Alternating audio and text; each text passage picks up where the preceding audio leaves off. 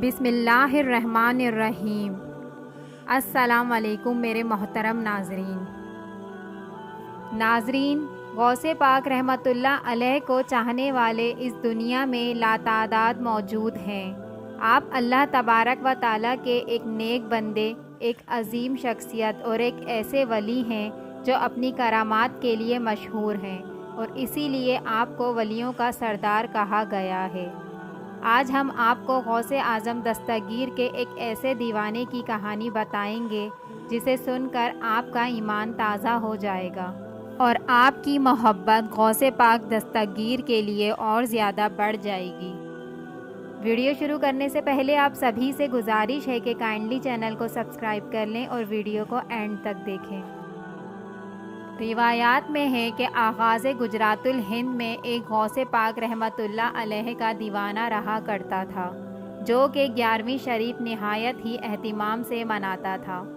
ایک خاص بات اس میں یہ بھی تھی کہ وہ سیدوں کی بے حد تعظیم کرتا، چھوٹے چھوٹے بچوں سید زادوں کو محبت سے گود میں اٹھائے پھرتا، ان کے ساتھ شفقت سے پیش آتا اور ان کے لیے شیرنیاں وغیرہ خرید کر پیش کیا کرتا۔ ایک دن ایسا آیا کہ یہ دیوانہ اس دنیا سے رخصت ہو گیا۔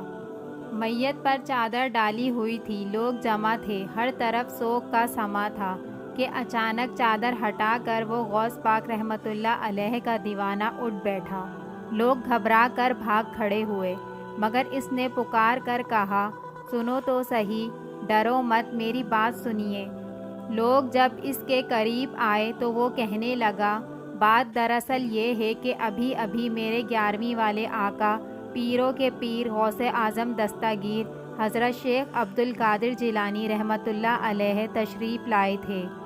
انہوں نے مجھے ٹھوکر لگائی اور فرمایا، ہمارا مرید ہو کر بغیر توبہ کیے مر گیا، اٹھ اور توبہ کر لے، لہٰذا مجھ میں روح لوٹ آئی تاکہ میں توبہ کر لوں۔ اتنا کہنے کے بعد دیوانے نے اپنے تمام گناہوں کی توبہ کی اور کلمہ پاک کا ورد کرنے لگا۔